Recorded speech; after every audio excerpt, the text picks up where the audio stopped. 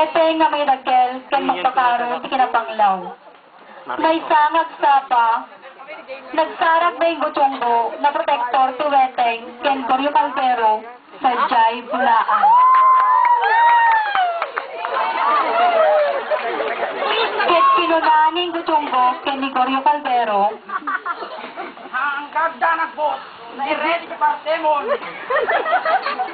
Hindi naman ako. Nay.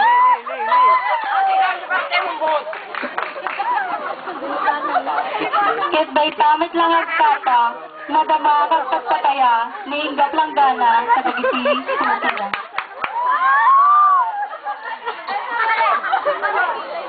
Taya ka? Hindi tayo ang pare. Dos, 11! Ano tayo puso pare? 20,000! Tamang pare. Apa nagpagtagain ka pare? Patakil man di taya? 20 dati, Mare! Ano ni? Maray! Ay, Mare! Pare! Uwan na, Mare! Ano tayo ang pare? Ay, 18.30, Mare! Renta? Mare! Ano di tayo pare? Ay, ke 500 pesos, Mare! 500 pesos? Mare! Takil man di mo sa pare? Ay, sulat na kwarta, Mare! Ang kaya kong tatagdapay, Mare! Abigayin niya ba na pa kay Mare?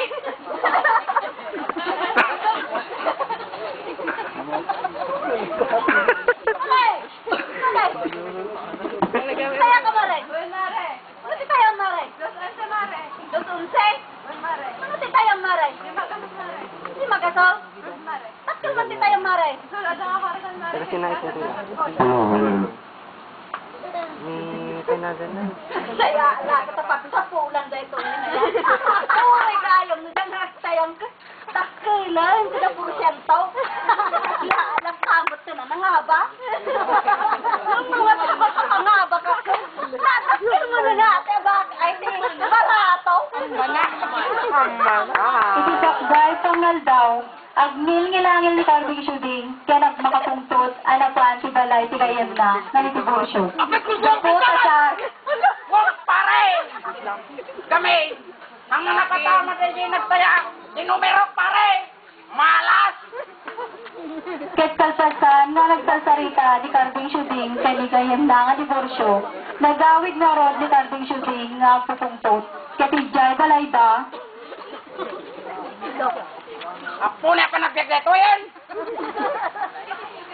Dahil tibigat! Dahil tiyal daw! Dahil tirapiin! Apo na yan! ket bay tamit lang nga kanito, napanarod ni Carving Shuding, Jelsumi, ket bitalan nga panunod, na dagititay kaya na si Weteng, katigatang na kumati na imas na si Dana. Ang pangalan?